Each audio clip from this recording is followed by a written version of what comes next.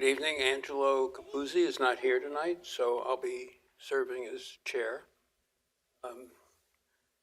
Maggie, Margie, can you call the roll, please? Mr. Capuzzi, Mr. Channon, Present? Ms. Dobbs, Mr. Fiordemondo, Here. Mr. Garrett, Here. Ms. Phillips, Mr. Montresor.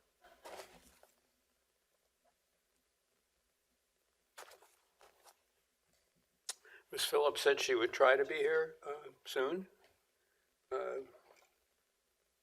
Mr. Montresor will not be here.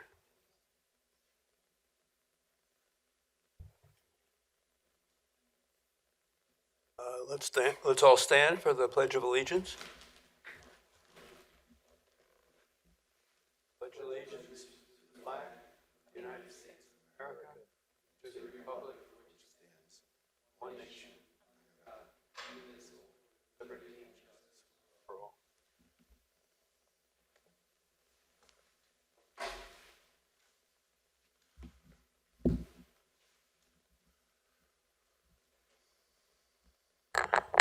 First item on the agenda is a guest speaker, Brian Barrett. Brian is the Director of Parks and Recreation for the Township of Haverford. And he's going to help us out by discussing the Parks, Recreation, and Open Space Committee and Plan. Thank you. Not sure whose this is.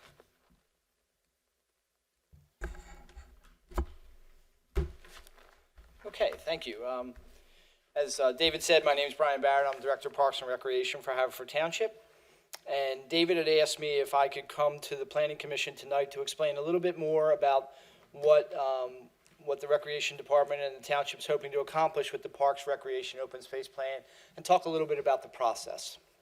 I know that you as the Planning Commission has taken a lot of public input on the comprehensive plan and the challenges of getting word out to the community and getting it out in a way that they understand the process. So David recommended that if I could come, maybe it would help at the beginning of this process to enunciate what our goals are and what we're trying to accomplish. So I'm going to start out by saying in 2019, actually in 2018, the Recreation Department identified a number of capital projects that they felt the township should be doing to get our parks, our courts, our fields, and our facilities back up to, or get to a level that that would reflect what we would want in Haverford Township.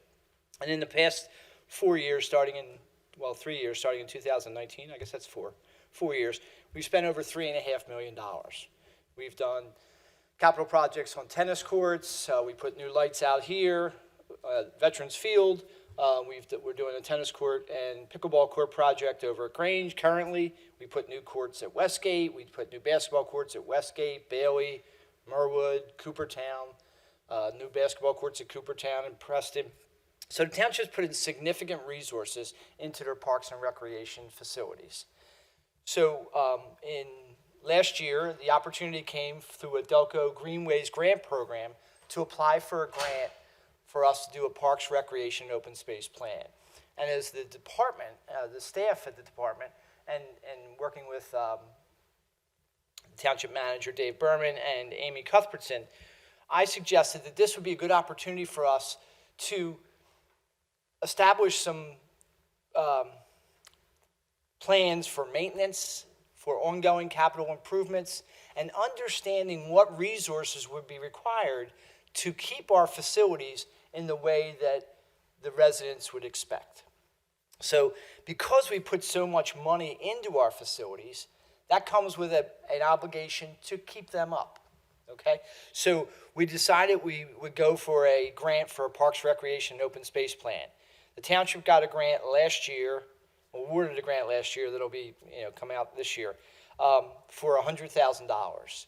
And we hired our firm, HRG, it's Herbert, Rowland, and Grubik, to be our planners. The plan came in roughly, the proposal that they had was roughly for $75,000. So There's still a little leeway if we decide to add to the plan, if we decide that we want maybe another public meeting, or we want more focus group interviews or key person interviews, those types of things. So we still have that option. But from the staff point of view, what we realize is that we've had challenges maintaining our facilities the way we would like to do that. And what I mean by that is not just doing the courts or the ball fields, but actually cutting the grass, getting to the playgrounds to maintain the park equipment, getting enough wood chips under the equipment. We're under the same problems that a lot of municipalities are having. Public Works is having similar issues, getting enough staff. And the township relied on a combination of full-time staff and part-time staff and seasonal staff to do park maintenance. And I've been in this position for now almost 4 years, and even prior to that, we were never spending all of our part-time budget. We couldn't just find the staff. So one of the other things we wanted to do was to say that because of all these capital improvements we're doing, and I haven't even mentioned, and something that's important to mention, the township has done some significant trail development over the last 10 years. Trails up at Haverford Reserve, this Pensy Trail that's out back here. There's going to be a bridge installed that's going to extend the Pensy Trail all the way down to Westchester Pike. And we've gotten a grant to extend the Darby Creek Trail from Murray Place down to the township boundary at Warrior Road and Burmont Road. So adding these new facilities added more onto our maintenance responsibilities. So what we wanted to do as staff, because we realized we weren't getting done what the residents would hope we would get done and what we were hoping we could get done. So we wanted to get some professional help to look at all of our facilities, look at all the maintenance responsibilities that the township was taking on, and figure out a way and figure out the resources required to achieve the level of care that we would like to keep in our facilities. So that's where the idea for the Parks, Recreation, and Open Space Plan came. And the goals of the plan, as developed through the request for proposals that we put together as staff, and then through the selection process for the planner, were to develop a comprehensive and implementable plan for the township's parks, recreation, trails, and open spaces. There's 3 phases to that plan: a planning analysis, which is to review our sites, review our asset inventory. Prior to developing the capital plan back in 2018, we did an asset inventory of every one of our parks. And the township is very fortunate to have 34 parks. So that's a lot of facilities to maintain and keep track of. So we did an asset inventory, and what that asset inventory identified is areas that the township was lacking. Some of our courts that needed work, some of our playgrounds that needed updating, some of our open spaces. If you're familiar with some of the challenges the township has with invasives along our stream corridors, the Darby Creek corridor, the Caracung, Cobbs Creek corridor, dealing with some riparian buffer issues. So, and then with the trail development, we were just taking on more and more maintenance responsibilities without having a clear idea of what they required to do. So we decided we felt that the need to get some help from a planner to look at all of our facilities, look at all of our operations, not just facilities, but our operations of what we're offering the community through recreation programming, what we're doing up at the CREC, and those types of things, along with what other providers in town are doing. The youth sports groups, the YMCA, some private providers. So we'll look at all of those things. And then from that planning analysis, looking at regulatory data, determine trends, opportunities, and possibilities for the future, from that will come recommendations. So the planning team will work with our committee, and I'll talk a little bit about our committee in a second, to explore recommendations the community should focus on for implementation over the next 5 to 10 years. So from this, we want to get some implementations, some recommendations on here's what we think you need to do if you're going to maintain all these open spaces and all these fields. Like one of the feedback, I just got an email today from a gentleman who had saw the survey that we put out. So we put out a survey to the public, and I'll talk a little bit about that. But his response was, we need to maintain our ball fields better, our baseball fields. And we probably have like 20 baseball diamonds, softball diamonds in the township. There's no way we could drag them every week like the Little Leagues would like. And the fields that are maintained best are the ones where the stewardship from the local Little League, where like out at Brookline Baseball here, Veterans Field, you'll see a team from the Brookline Hires 3 or 4 times a week dragging the field, clearing up the infield, and that's how it looks nice. So what we're trying to do is not only say what's required to maintain it, but level expectations of what the township can achieve and what resources will be required to achieve that. So, and then from that, a final report will come, we'll develop an action plan and a funding strategy. And not just a funding strategy, say, hey, let's go back to the residents and say we need more tax money. It could be a combination of grants.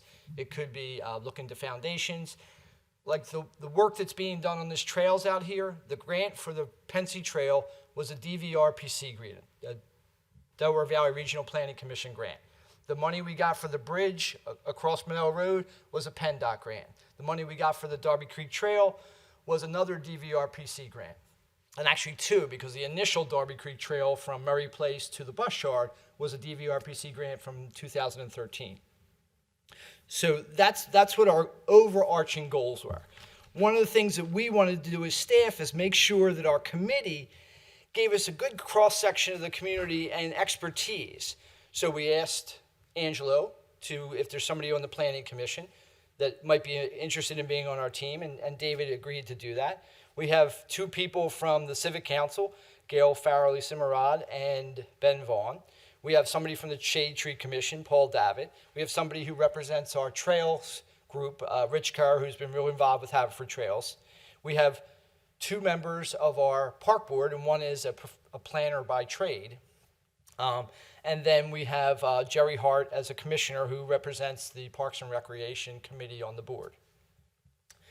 So what the process for doing the Parks and Recreation and Open Space Plan was that we will have 4 public meetings. The first public meeting will be on November the 9th. The second one hasn't been set yet, but it'll be sometime after the new year. And then the last 2 public meetings will be a draft plan presented to the Board of Commissioners, and then a final adoption plan presented to the Board of Commissioners. We will have, 6 or 5 committee meetings. They'll do 10 stakeholder interviews. And who would they be? They would be constituencies that that are invested in Parks and Recreation, our youth sports groups, the tree tenders, some of our EAC members who have, want to know about our open spaces and how we're going to handle them. I think I mentioned our youth sports groups. Maybe somebody from the senior committee. I know the senior advisory board is doing a survey of residents, seniors, to find out what they would like to see. We would like to get some of that information and incorporate it into this plan. And then there'll be focus group meetings that they'll also conduct. So we put out a survey last week that's on our website. We sent it out through our email list, which is approximately 17,000 emails. That represents probably the majority of the township. We also sent it out to youth sports groups. We sent it out to the Civic Council. We asked all of our commissioners to include it in their email list, and it was sent out on Constant Contact. We also know that you can't just send it out once. You have to do it over and over because not everybody's paying attention all the time. So we will continue to promote that, promote the public meetings, promote the process so people can give us more information. So what I wanted to do tonight was come to explain this process, and I would look for other opportunities over the course of this work, and this work will take about 9 or 10 months. We expect to be finished sometime like around next June. So there'll be plenty of opportunities for the public to comment on it, plenty of opportunities to send in emails. We will also continue to promote it in our seasonal publications, which come out in January, April, and well, actually December, April, and then in September, in our Have a Good Time. So we feel like we have a good network into the community. I spoke to the planners today through email, and we were asking how the survey was going. They said we already got 1,500 responses, and they said that's the most responses they've ever seen on a Parks and Recreation open space plan. And I'm not that surprised, and I'll tell you why. I think as comparing it to the comprehensive plan, when somebody hears comprehensive plan, I don't think most of the public, 80, 90%, have any sense of what that's about. But if you say, what do you want to see at your local parks, or how do you want to see your playgrounds maintained? Everybody can have an opinion down to the 4 and 5 and 6-year-olds. So I think that, and Haverford Township definitely has a stewardship of their parks, their youth sports. So they're invested in them. So I think that we will continue to see more responses, and I think we'll come out with this with a good plan. So I just wanted to come tonight, give you a sense of what we're trying to do, give you a sense of we're going to try to make sure that we're really reaching out to the public, and not only with the survey, but the meeting minutes and what's happening during this process, so people can understand how the process unfolds and how they can influence that. At this point, I would take any questions you might have. Thank you very much. That was very helpful. I had a question, which is the Delco, the $100,000 funding, is that all from the Delco Greenways grant program? Yes, it is. Yes, it is. We asked for $100,000, not knowing what the plan might cost, and then they awarded us, and then we went out and said, here's what we're looking for, and the prices came back at, one was like high 80s and one was mid 70s. So, but we can add to the scope, and we're going to see as the process unfolds if we feel like maybe another public meeting is in order or some more key interviews or focus groups, we might do that. Are there any questions for Brian? Brian, I have a question about, presently you have operating costs, and more than likely you're going to project what those costs would be given how much work you hopefully intend to do within the next 10 years in the township. Those projected costs, you're saying that they would be paid for by grants and other means of funding? Yeah, I would say that, no, if I must have misspoke. I would expect that our maintenance costs would be covered through general funds from the township. Okay. Ongoing capital improvements and maybe grants for riparian buffer work or continued trail improvements, or even some park development work could come through the park from grants. But there's not really grants to maintain your facilities on an ongoing basis. But because we're realizing that the resources we were getting, we weren't able to effectively apply because we weren't getting enough part-timers.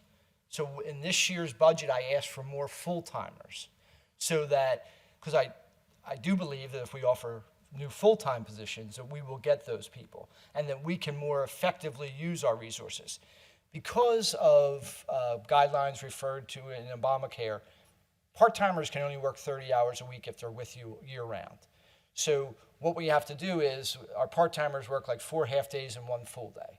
It's not great if you get a day like today where it rains in the morning and all your team's in, and then you send them home, and now the afternoon's better. So we realized that we could probably use our resources better by having full-time people. So we will have to, through the budgetary process, still be saying, what do we need to maintain our facilities, especially as we add new facilities and some of these other projects that we've taken on through residents saying we want to see more trails, or want to see our parks updated, or want to see new courts. Sure. That we want to say, well, if you're going to spend this kind of money on these resources, you want to make sure you're taking care of them. And I do believe we have really good parks, but we can maintain them better. And I realized that the allocation of resources wasn't fitting our mission. So and that's one of the really driving forces for me as a staff person, was we felt like we're not meeting what I think we should be meeting. So I need to figure out how we can allocate our resources better. Got it. So through the budgetary process, especially as it comes to park maintenance. And, park maintenance was under Public Works through like 2008, 2009. And then we brought it over under Recreation because it needed that focus for us to be able to take care of the things we thought were necessary. So we're still trying to figure that process out. And I know it sounds like, 10 years, you figure you got it right. We've been growing exponentially over the last 10 years. In the last 10 years, we've added the CREC. We've added the whole Haverford Reserve. We've added about 10 miles of trails. So, and as we're growing, maintenance needs are growing too. So I'm trying to get a hold of that so that the board and the public can understand, if we want all these things, we have to figure out how we're going to resource them. Got it. Thank you. That's the same as pay for them. Exactly, exactly. But I do believe, and I think the reserve proved this. When the reserve conversation came up, 2005, 2006, there was a sense of, do we want to do a residential development that'll generate more tax revenues? Do we want to do a mix of residential development, community use? Do we want to do some private use? And I think the public came out overwhelmingly and said, we want to see a community asset up there, along with some residential development to pay for it. So I think, and then people, if you ask somebody, do you want them to raise your taxes? The answer is always going to be no. If you say to somebody, if I raise your taxes $10 a household, we'll be able to have better parks or playgrounds, I think they would then look at that equation and say, okay, let me decide personally if that makes sense to me. So I think what we're trying to do through this plan is give educated estimates on what is required, so not only the board, but the public can decide, is this how we want to use our tax dollars? So, we're hoping, so. You're welcome. Maggie? Thank you for the overview. My question is maybe more of a comment than a question. It sounds like the primary focus of this is going to be around maintenance of the existing park and open space resources that the township already owns and controls. So how much of this do you anticipate being a visionary plan to identify then and phase the development of other park improvements? And by park improvements, really I'm thinking of things like trails, and how is it connecting into kind of the kind of question leading into it is, if this is supposed to be serving essentially as the kind of more focused parks plan, because we have very little in the comprehensive plan that discusses the goals Yes. for our open space and parks resources, Yes. because this is serving as that. We have a very loosely defined vision in the comprehensive plan for what we're going to do with our parks and open space. So how much of this plan is really going to be focused on some of those visioning activities versus doing an asset inventory and maintenance? Because, I mean, it's super important, obviously, that we do this. And I understand that we don't have very many resources to kind of expand, nor do we have the, the resource, just the staffing to expand on it. But I guess my concern is that because the comp plan doesn't really have a strong vision for the future of our parks and recreation, how much is this plan looking at that from a vision perspective, from a land use perspective, versus an asset management perspective? It's a good question. And I think from a staff perspective, if you ask me what is the most important thing out of this plan is, how can we maintain our facilities at a level that both the commissioners and the public would expect? What I think will happen from a citizen input perspective is that you're going to hear the questions that you alluded to. What improvements do I want to see? In fact, our capital program has made residents more aware that the township's undergoing improvements at a lot of their parks. They'll go to a different park and think, wow, I went to Paddock and they have these new courts and new tennis courts and pickleball courts, or Westgate or whatever. Can we have them at our facility? Can we have them at the other parks? And so the process has made people aware, well, we think it's great that you're investing in our parks and we want you to do it here. And that's only going to increase, I think, as we move forward, because it's going to be, well, we don't want to say that this township building is really nice, but our library isn't. Sort of like it should be some equity in how we're allocating our resources. So knowing that as this process went along with the capital program, I felt it was important to give the public a chance to weigh in, but also educate them as to, if like your kid says, I want to go to college, and you think, well, great, I can send you to Temple or Westchester, and you say, well, I want to go to Harvard, and you think, well, that's not realistic. So I think what we want to do is establish what's realistic and practical so that the residents and the commissioners, the decision makers, can make those decisions. And I don't think that our capital program prior to this most recent influx of money to improve our parks and our facilities was very hodgepodge. There was no ongoing, every year you get X number of dollars.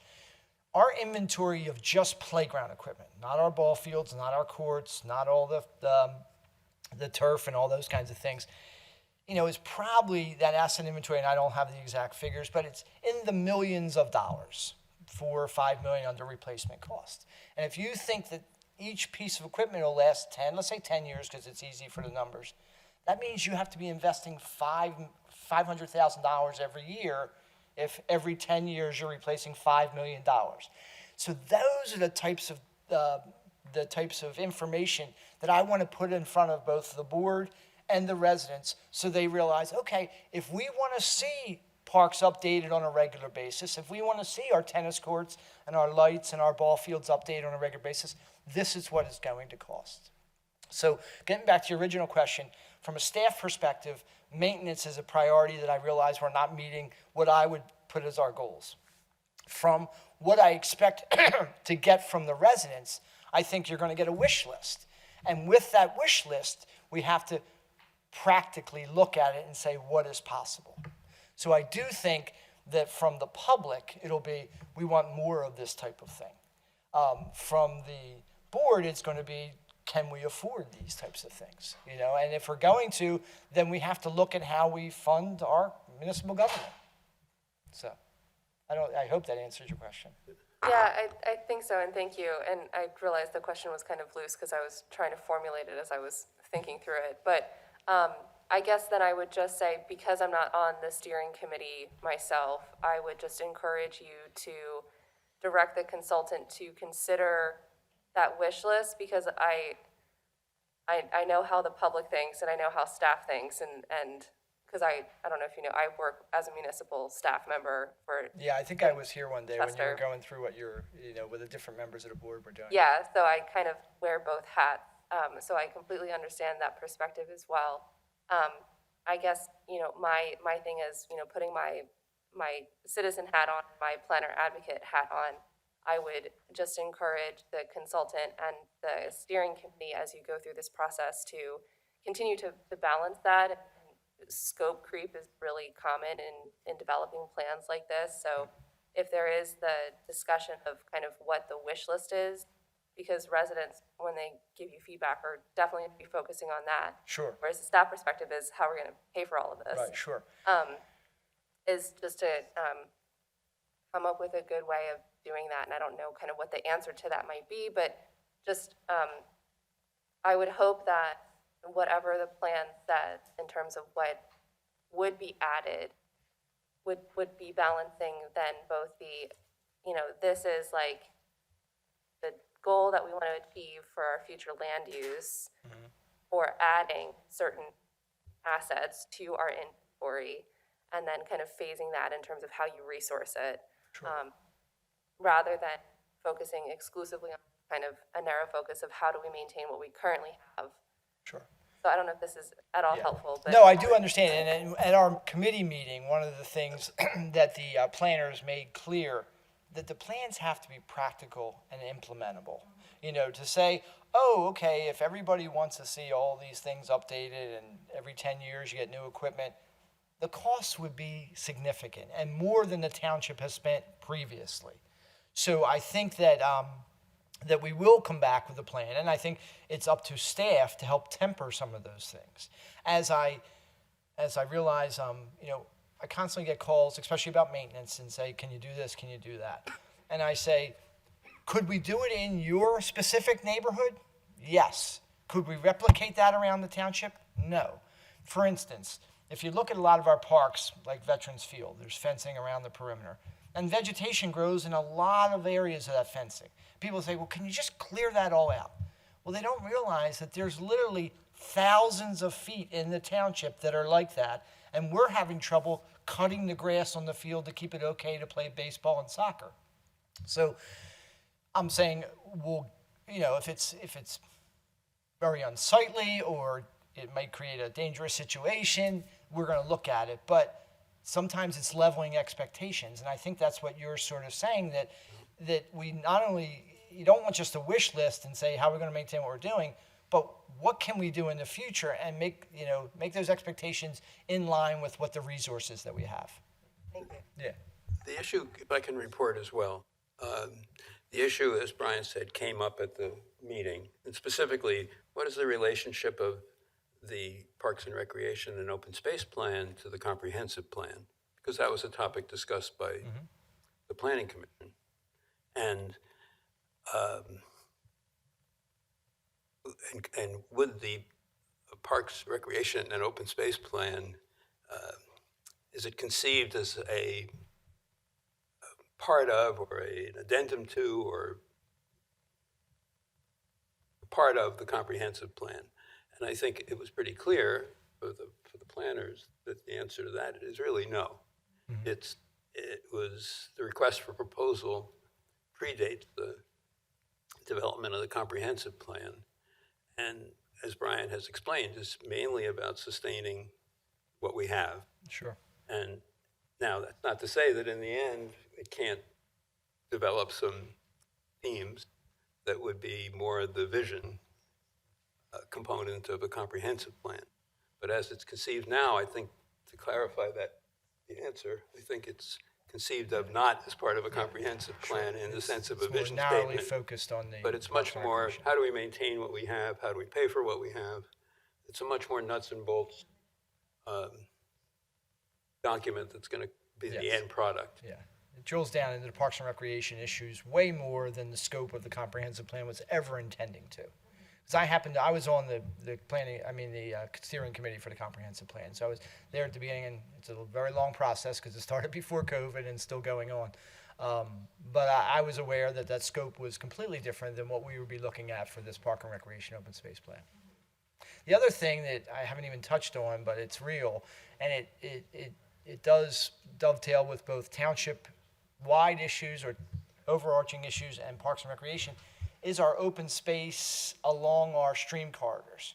All the stormwater issues that we're running into and the erosion of our stream banks, they're issues the township has to deal with as part of their MS4 requirements. And from just being at these public meetings and hearing the engineers talk, that's an unfunded mandate that no municipality is prepared to be able to handle. But this will just touch on it very briefly on it, but there'll be some talk about how we do that. Right now, the township has a grant through DCNR to plant trees. I think it's 750 trees over 3 years along our stream bank corridors, both Cobbs Creek, Carricong, and Darby Creek, and in some other locations around the township, but mostly in those areas. And that's very much a pilot program, really cutting at the margins. But it's a beginning of a process that will probably need to become more robust as part of an overall plan to deal with stormwater management. So there'll be a little bit of talk about that, but the scope of this couldn't take on that because from your planning background, you realize townships, they're not prepared to deal with it at this point. And they're just trying to figure out how they can come close to complying with some of the mandates that are out there. And again, I'm not pretending I know a lot about that. It just, as I get more involved in this process and come to public meetings and hear the engineers speak, I realize this is a challenge. It's one of the reasons why DCNR, Department of Conservation and Natural Resources, is putting a lot of resources to that. Some of this ARPA money that the state's getting, they're trying to give back out to municipalities to start to understand, even if it's just start to understand the scope of the issue so that they can effectively deal with it over time. So I understand what you're saying, that this Parks and Rec and Open Space Plan is not going to be prepared in advance enough for it to be a part of this comprehensive plan.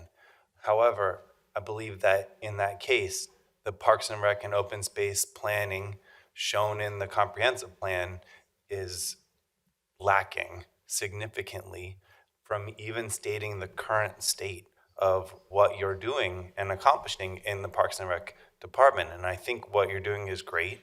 And I like to see the momentum and the progress, and even the fact that you've engaged this consultant.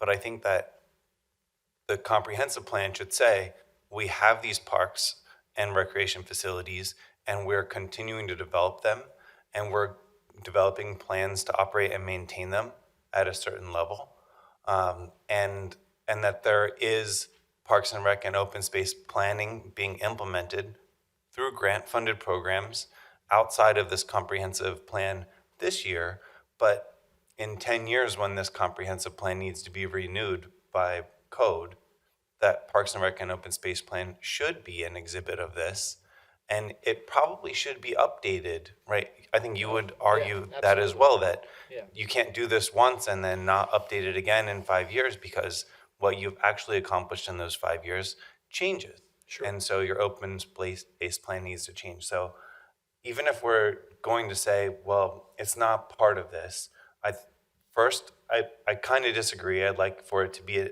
exhibited, or for there to be a reference in the comprehensive plan that says there is a Parks and Rec and open space plan not included, but to refer people to that. Because I think that this comprehensive plan is a document that helps people coming to the township to understand what we're trying to accomplish here, what the state of the township is, and what the long-term outlook is for this township. And also, I think if we don't have that exhibit, we need to significantly improve the Parks and Rec and open space plan description in the comprehensive plan document that we have in front of us today. Even this revised version, a few paragraphs pales in comparison to all of the discussion that you just presented to us. So I think that if nothing else, that summary needs to be captured in this document. Good point, and Charlie can speak to it, Charlie Schmiel. There is a reference to the development of the plan that Brian is speaking of. Whether that needs to be fleshed out a little bit better, I think I'd agree. Well, thank you very much. One of the things that you've focused on, Angelo also mentioned to me, and I completely agree with, is that it's great that you are reaching out.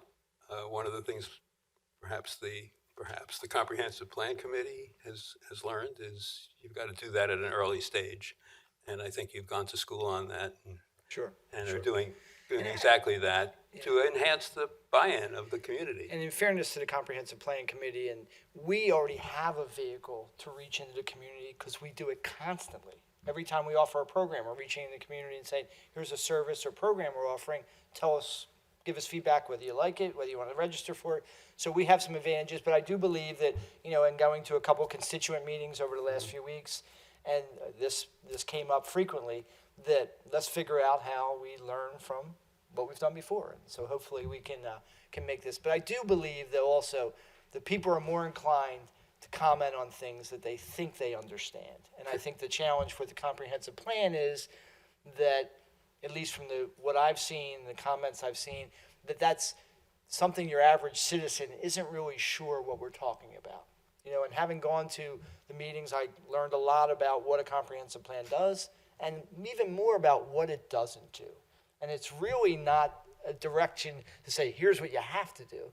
It's saying, what are your goals? And then how might you go about achieving them? And then the board and the residents have to get together and figure out what they're going to do to that thing. So, Thank you very much. okay, thank you. Thank you. I appreciate it. Good night. Thank you.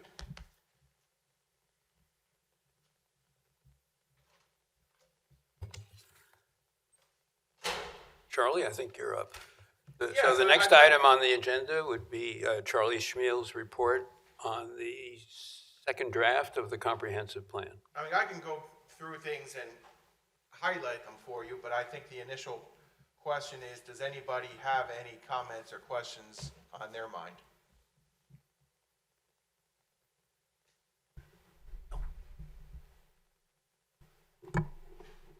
I do have one question. Have you been watching all of the public comment sessions, and were you incorporating any of those public comments in this revision as you developed it? I did not watch the video.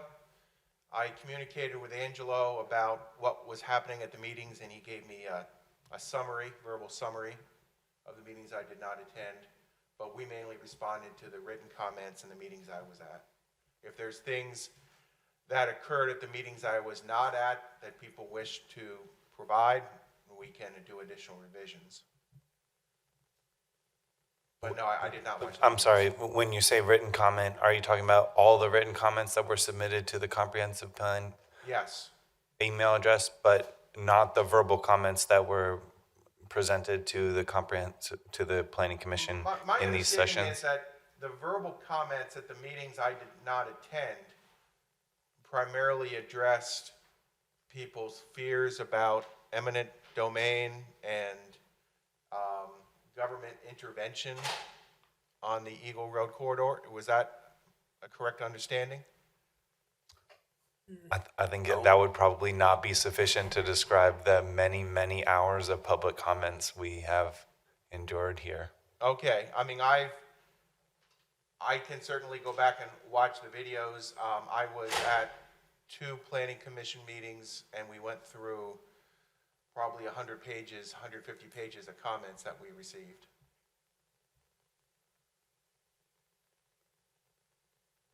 Was there anything in particular that you heard verbally at the meetings I was not at that you think should be addressed?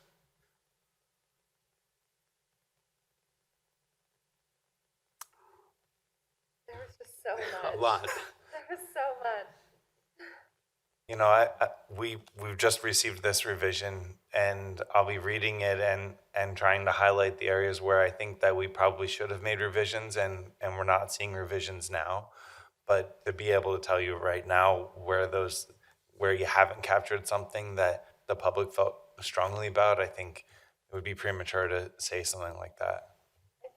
I think one of the other key things that the public raised concern about, and I admit, so we just got this a week ago, and so I haven't been able to read it and reread it and compare it to the notes and all of the comments that the community members have made. So this is kind of based on first blush, but a lot of the comments that we heard had to do with preservation of the neighborhood character. And so I know that there is that discussion, and I believe that was amplified to a degree in the revised draft. I'm not sure, though, that the revision really capture the full extent of the feedback that we received from the community members. But that was kind of one of my big takeaways from community feedback. Obviously, we had kind of a lot of focused feedback from the business community that was concerned about eminent domain, and there was some confusion about kind of what the plan was stating and what's actually feasible. And I think that the revisions that you undertook really speak to addressing those, because I think I saw like 3 times in here that like the township is not taking your property, like the township is not using eminent domain. So it's been clarified for, I think, the business things. But some of I think to generalize, many of the comments had to do with neighborhood character to some degree or another, and I don't know that those were necessarily captured completely in the revision.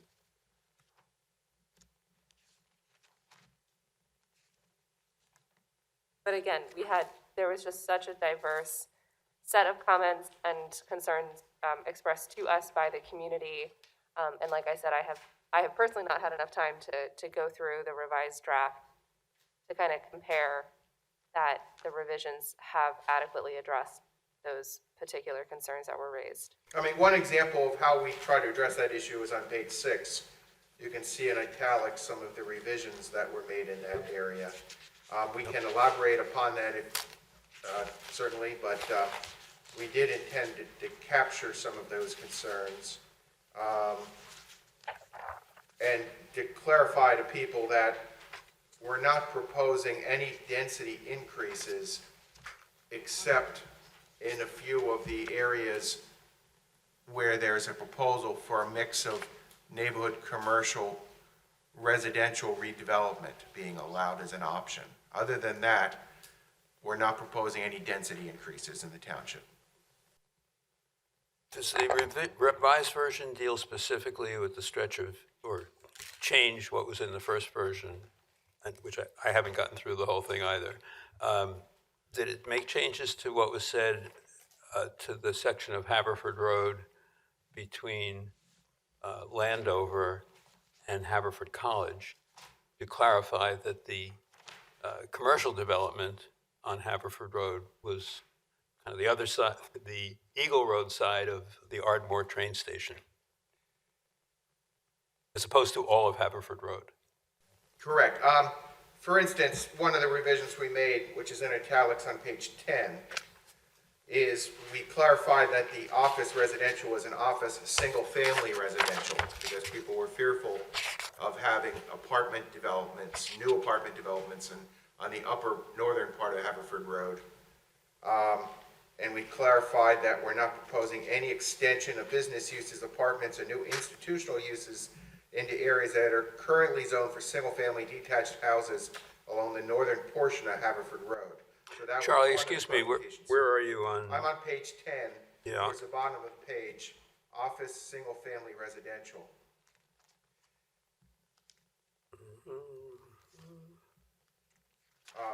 South of County Line. Yeah, generally, the concern I heard at some of the meetings was from County Line basically down to Ardmore as being one set of concerns. I think that's fair. People were concerned about additional commercial intrusions. They were concerned about expansion of the offices, new institutional uses coming in, new apartments coming into that area. And we wanted to clarify that the plan is not really proposing a change in that area, other than to eventually complete a sidewalk system on Haverford Road. And also the issue of non-conforming uses in that area. Yes, that was certainly a repeated concern, and we did revise that wording and expand upon it. As far as the southern part of Haverford Road, that's a different section of the plan. I can highlight that if you wish, but as far as the northern section, those were the changes we made. And you can see, for instance,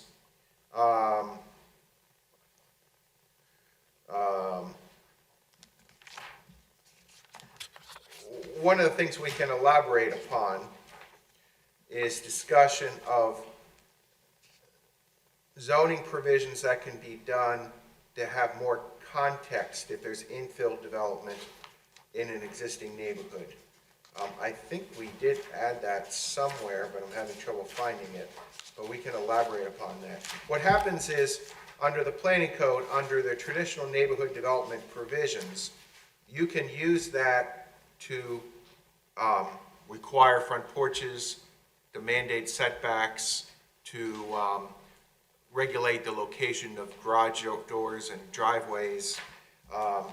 Those things can be mandated by the township in certain areas if you wish. So we can elaborate upon that if you wish.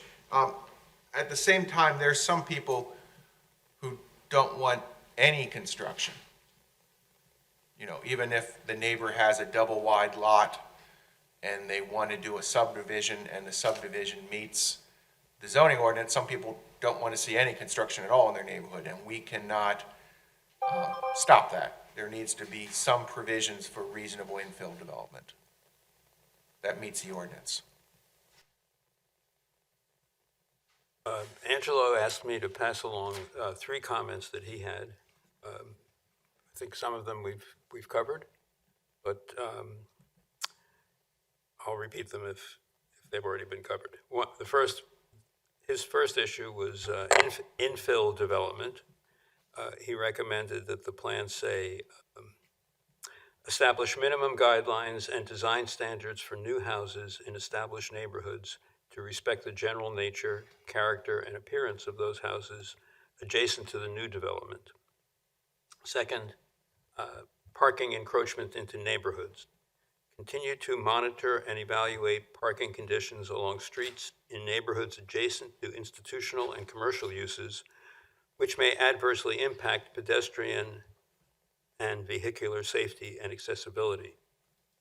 Implement appropriate measures to control and/or prohibit overflow parking from those establishments into adjacent residential neighborhoods. And I'll just add, maybe one of the things we need to think about is whether we need any clarification of accessory uses in our zoning code. That's not Angelo's comment, that's mine. And then his third issue is open space and fee in lieu of section. And that's something that's come up before the Planning Commission. Angelo's comment is develop enforceable regulations regarding open space requirements for all new land developments and subdivisions which have not previously met the requirements of the current regulations. One suggestion that's come up is just to have a straight fee I think we without maintaining open space on every property. I think we addressed some of that in the zoning and subdivision memo, which I don't happen to have in front of me right now. But, and I don't remember, I'd have to look at that memo to see exactly what's in place right now. But the way the planning code is written, you must start with requiring public recreation land. The requirement for a recreation fee requires mutual consent of the applicant and the township. Now, what you do is you set certain standards on the recreation land, minimum standards, so that you do not have to accept scrap lands, fragmented pieces of land, small pieces of land. So Excuse me, Charlie, if I could just interrupt. Yes. Are you talking about what you recommend or what's existing in our code or what's existing somewhere? Okay. We did not address the subdivision recreation fee issue in the plan. We addressed it in a zoning and subdivision memo that we emailed to you. So this would be a recommendation? It's a recommendation in a separate memo. Okay. But you have to structure the ordinance so that the applicant is not able to meet the land requirements with land that is not valuable to the township, and therefore they have to provide the fees. In other words, you can't just stay off the top, everybody has to pay a fee. You have to set the land requirements such that in the places where you don't want land, they can't meet the land requirements and they have to pay the fees. Why can't you just Because say there's a the planning fee? code says, The municipality's planning the code? municipality's planning code of the state says that you start with a requirement for public recreation land, and then fees can be required with mutual consent of the municipality and the developer. So you cannot automatically require fees in all cases. You have to have a system in place where there's strict land requirements, and if they can't meet the strict land requirements, then they pay the fee. Most developers are happy to pay a reasonable fee as opposed to giving you buildable lots. But if they can give you scrub land, they'd rather do that than pay a fee. So it's just a matter of being very careful how the subdivision ordinance is structured to meet that legal requirement and get an end result that you want. And this is in the MPC provisions regarding saldos? Yes, Sorry the to use municipality's blood planning of code says initials. that you can require recreation land or fees in your subdivision ordinance if you meet certain standards in the planning code. And then there's certain ways to structure it to meet those standards in a way that also serves the township's purposes. If you decide that you want fees in most cases to improve existing parks as opposed to having new parks, you can structure the ordinance that it's very hard to meet the land requirements.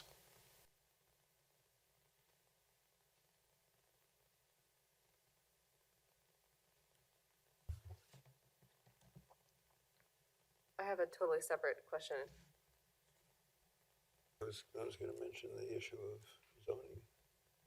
But you can go ahead if you'd like to go first. Oh, I just had a question. So we were emailed a separate document that has all of the, like, the background information and all of the census data analysis Is that intended as an appendix? It is in the report. The appendix has the census data in it in the back of the report. We sent it as a second email, but it's part of the report. Does it change is there any change in the second appendix and what was in the first draft? Nothing, I think it's only editorial things. I don't even think there were many editorial things in the appendix that changed. So the substantive changes were all in the bulk of the report. They weren't in the appendix. Am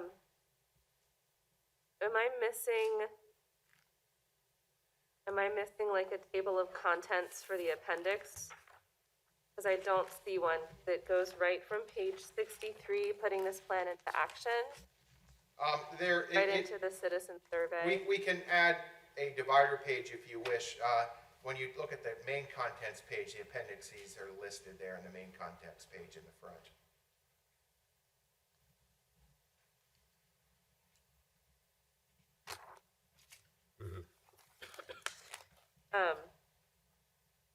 To me, let me just see.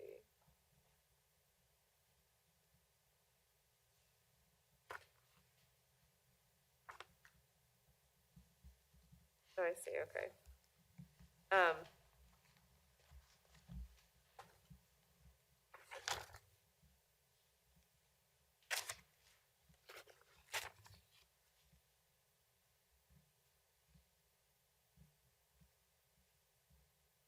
This is like totally subjective, but I feel like the survey should be at the very, very end. I feel like the other information, like the survey is not required under the MPC, so putting it first in the appendix when we have other things that are required under the MPC that be included, it's just a very highly subjective. If the MPC doesn't require the survey results to be included, can we not include them? I think they are valuable. We got 6,000 responses.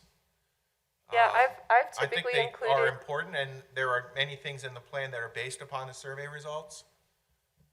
yeah, I would agree. I think it's fine to include the survey results. I just think that as in terms of order of importance in the appendix, that it's just not the first thing that I would put up front, because as you're reading plan, to me, that signifies like the end of readable material and then just goes into results, but then there's actually a lot of really interesting information in the appendices B through G. So to me, that We can easily move it if you wish. it's really like not a big deal. No, but actually, now that you mention it, if we are keeping the survey results in, I recall in our early review meetings, we had a discussion about the survey results and the amount of survey responses compared to the township population, and how this was an overwhelmingly positive response or Yes. significant response compared to what other municipalities might collect. But I don't see any description of that in here, and that might be a good cover page for the survey results appendix. That, Okay, we can do that. you know, surveys were issued to X people and 6,000 responses were received, and that's some percentage. And how does that compare to an expected response rate? Okay, I can add that. I mean, do we want to give just like an overall methodology summary for the survey as well? I mean, it's not intended to be a scientific survey. It was equal opportunity survey. Anybody could respond to it. But we had no way with an online survey of having scientific response rate. No, but just a general methodology that was used, like the survey was developed, you know, by the steering committee. It was launched on such and such a date. It was open for so many weeks. We got X number of responses out of a total population or out of a total number of households. We achieved this response rate. You know, it was advertised through these means. So obviously, it's not a scientific thing, but just from a methodology standpoint, people reading comp plans might benefit to understand how it was achieved. Okay. Getting back to the substance and a broad idea, there were a number of comments, both from the community, the oral comments, and from the board, this board, that the comprehensive plan is not the appropriate place for zoning recommendations, particularly zoning recommendations that haven't been reviewed or bought into by the communities that they'll affect. And I still see those. Let me explain the rationale there. Let me finish. I'm sorry. There are a number of recommendations for zoning, and then the first action item is consider updates to the zoning ordinance, which is okay. We should always be doing that, at least for consistency with the MPC and current law. But beyond considering them, it says, based upon the recommendation in the land use and housing plan. So then we go back to the recommendations, and those recommendations may or may not be what this community has ever considered or wants. Specifically, then you go on to say, you do include the sort of, you sort of back off from saying what the first version said, which is the township will consider changing the zoning code in accordance with the recommendations made, and say, well, that's going to take more public meetings and further debate and analysis, so there may be changes from the recommendations in this plan. I would still say the recommended changes are not the recommendations of the township, at least item portions of Haverford Road, because I'm still not clear as to what portions are being discussed. Well, the only changes to Haverford Road I know what you've said. are south of Ardmore Avenue. I understand. I haven't read each line, and I'm not sure that's clear in the discussion actually of Haverford Road. But if that's the case, fine. But I just think that should be made clear in the Haverford Road section. Secondly, I'm not sure. I'd like to have further discussion about what changing the very restrictive C1 district areas to C2 would involve. That is loosening those restrictions. I haven't heard any favorable comment and some negative comment about merging together similar zoning districts. Again, that's a that's a parcel by parcel analysis. I mean, there's two zoning districts that are 500 square feet apart. Well, maybe there's a good reason for that, and maybe the people in the neighborhood want to. Depends on how you make it uniform. You're going to make it to a higher standard or a lower standard. But again, is that appropriate for a comprehensive plan? Most comprehensive plans do have substantial zoning recommendations, and that's usually one of the main end products of a comprehensive plan, is to give direction for zoning updates. The land use, comprehensive plans in Pennsylvania are traditionally driven by land use, physical planning. And zoning is the main tool that we have as a municipality to carry out a comprehensive plan. There's a lot of things that are ideas, that are concepts. Zoning and subdivision ordinances is the one definitive tool we have for implementation that the township has direct control over. Isn't it one thing to make recommendations when you're talking about an overall strategy for, say, commercial development in Oakmont, in the Oakmont area, but quite another to say, let's make changes to make it easier to, regarding setbacks on specific properties or specific neighborhoods, regarding combining, merging together similar zoning districts. That's really, I don't see anything in the survey about that or anything. There's no community input on that. My analysis of your zoning ordinance, I've written 120 zoning ordinances. So I try to look for ways to streamline things while still carrying out the public policy. You have a lot of zoning districts in this township, and the question is, are they all needed? The complexity makes it hard for the public to understand them too. Understood. Well, maybe the problem is when it says recommended. When it says recommended, I think that's your recommendation to the township. But when it comes out in a plan, people read that and say, well, that's the township commissioners recommending that change and then saying, we're going to change the ordinance in accordance with that recommendation. That's one of our goals.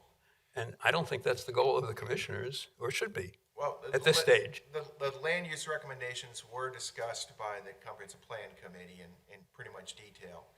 But on page 6, for instance, as you noted, in the center of the page, we do highlight that the zoning ordinance, as you said, the final changes to the zoning may differ from the recommendations of the plan. The state law says that the zoning ordinance is supposed to be generally consistent with the comprehensive plan, but there's no enforcement mechanism for that. The comprehensive plan can be used to defend the township's development regulations if they're challenged. Under the planning code, they cannot be used to attack the township's zoning regulations. So in some ways, it's the best of all worlds. If you do a comprehensive plan, it can be used to defend you, but if you don't carry out the comprehensive plan, the plan cannot be used to attack you under the planning code. Pennsylvania Municipalities Planning Code. It specifically says that no action of a municipality can be challenged based upon inconsistency with the comprehensive plan. But regularly, when there is a challenge of the ordinance, the comprehensive plan is used to defend the municipality's ordinances, and it's regularly an important issue because it shows a rational, thought-out process looking at the whole township systematically as opposed to just each individual lot. So the courts do look very favorably upon a zoning ordinance that is based upon a comprehensive plan. I think if I can build off of what David is saying is that I don't think that, so two things.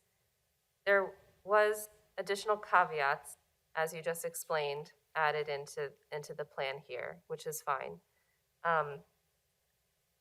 Which is a nice kind of educational component for people to read. But I think the main kind of concern that we had is that, well, and sorry, going back, the other thing is that some of the language too has been changed. The initial comp plan kind of came out saying things like, this will be changed, this will be combined, this will happen, and that gave us some pause. Okay, we generally try to avoid definitive language. We usually use the word should. No, I'm saying, Recommended. but if you look at the comp plan from April, there's a lot of language that was stated, not even should, but just like, this is happening when we update the comp plan, or when we update the zoning ordinance. And so that is what gave some pause to us. I think a lot of that language was changed. So the plan does say things more like recommending things versus saying this is going to happen. I think though overall, Charlie, our concern was that there are some zoning changes that are directed in the plan here that we as the Planning Commission writ large haven't really considered. And so the concern was that the directness, the concern is that the comp plan doesn't lay out kind of the reasons why these changes are being made, so much as just the changes are being recommended. And so because we have less of a rationale as to what the problem is that the zoning changes that are recommended, like why those zoning changes are being recommended, we don't have the explanation as to why those changes are being made. So for me reading this, I just felt that it was too specific for some of the zoning recommendations to include in the comprehensive plan because we don't have the overarching vision that we want to see that then informs why the zoning recommendations are being made. Okay, Would you say that includes the Oakmont discussion, the town center discussion, or more the general comments for the whole township? I think both. I think largely my criticisms kind of throughout the review of this plan is just, and maybe it's just my writing style, and maybe it's how I want to see comp plans written. But I want to see the why. I want to understand why these recommendations are even written in the comp plan to begin with. And so my main criticism has just been there's not enough background to say this is what we're currently working with. Because I mean, let's face it, we're a built-out community for the most part.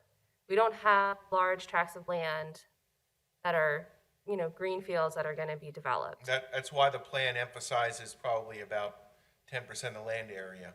Because Right. most of the township, people are happy with, they're comfortable with, and there's no reason to change it. Which makes writing comprehensive plans for a community like this different than if you were to be writing a comprehensive plan for a developing township. So to me then, that almost further begs the question, if we're built out, and so what are the challenges then that we're facing?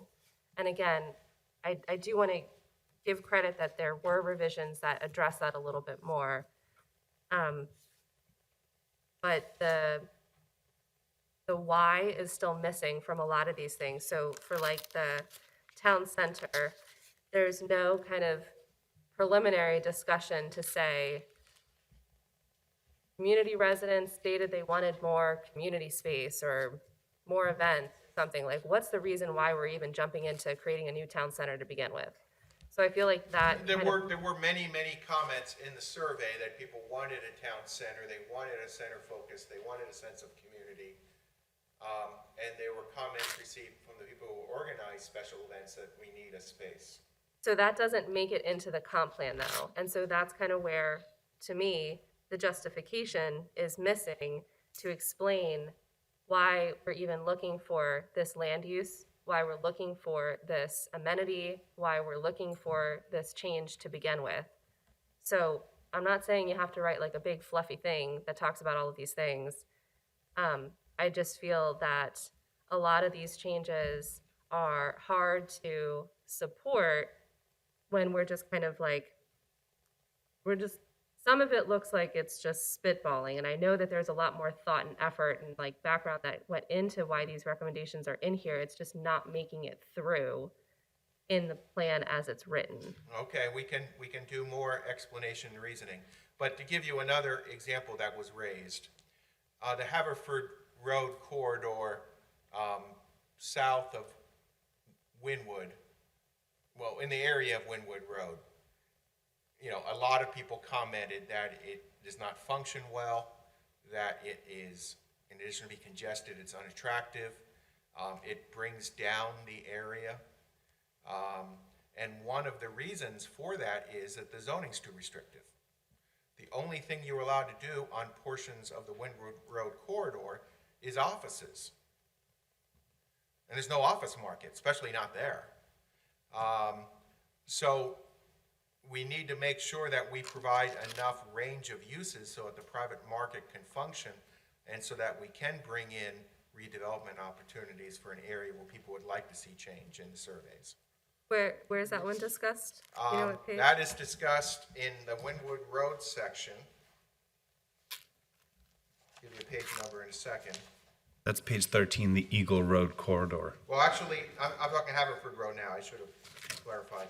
So, let's see. Page 20, center of the page.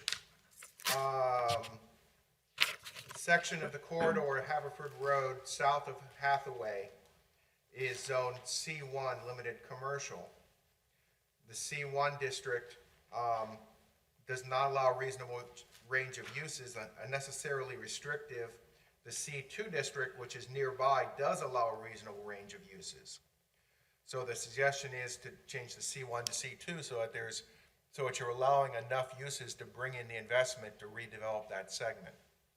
So I guess to me, reading this and me trying to put myself in the shoes of somebody who doesn't do planning and zoning on a daily basis is I'm looking at this and not understanding, like, first of all, I'm a very visual person. So, when I gave you my comments from the first draft, I was like, put a map here. Please put images. Let's use some visual cues here. So when I'm looking at this, and if I don't know north from south, I don't know when we're talking about the portion of the corridor south of Hathaway Lane.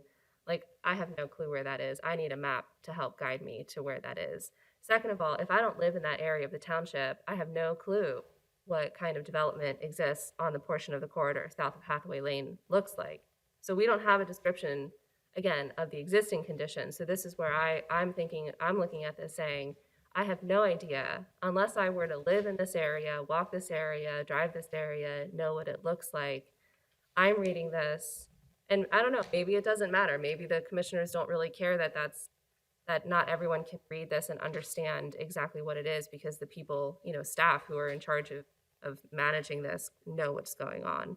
But I'm looking at this saying, I don't really know what currently exists in that area. I don't understand what the C1 allows versus the C2. When you say less restrictive or more restrictive, as a layperson, and frankly, as somebody who hasn't memorized this township's zoning code, I don't really know what we mean by more restrictive or less restrictive, and I don't know what's currently there. I don't recall this picture on page 19 being included previously. That was added at her request. they did. I was going to say, and So we're Yeah. starting. He started us at the end of this Haverford Road corridor section, but I'm thinking, after hearing what you have to say about it, and I agree with you 100% that there needs to be more reasoning here.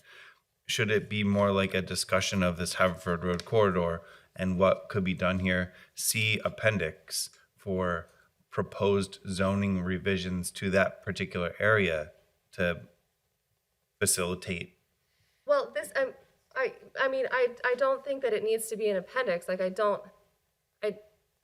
kind of don't like to see a lot of very specific zoning regulations kind of articulated in comprehensive plans, but also to Charlie's earlier point, one of the main implementation takeaways of comprehensive plans are the zoning changes. So it's important to have direction where to go. My thing is just, I want more of a rationale as to understand Which is why easily added. I can add that. why that's happening. So, the areas currently zoned C1 should be changed to C2. So here again, if this is the recommendation, then that's the recommendation. But I think just a rationale to say, like, it's recommended the township, change the zoning to this because, and just like a sentence to explain kind of what it is because. And I think to me that would just give, and this is like a hyper focus on a very specific thing. I mean, overall, like I said, I haven't had a chance to kind of really go through it. I'm not going to be at the meeting in 2 weeks from now, and I wish that I had more time to kind of do the compare and contrast. Because if I can just shift gears really briefly, the other thing is that so I noticed like all of the italicized things that were the edits to the plan. I appreciated a lot of the changes because I feel like a lot of the comments, I saw a lot of changes that I think generated from some of my comments specifically, and I'm sure some of my other planning commission members. So I appreciate that that's been added. And I think it did add a lot of context, and a lot of the comments that I made was, you had general statements, and then I was like, okay, so what are we doing with it? What's the actual takeaway from including this statement?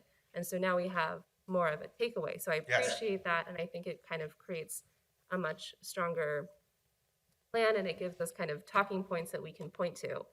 If I can kind of build on that even further, it's great that we have those talking points now in the body of the text, but I think you've buried the lead on a lot of things. So we have the goal in the beginning. So we have, let me find the page.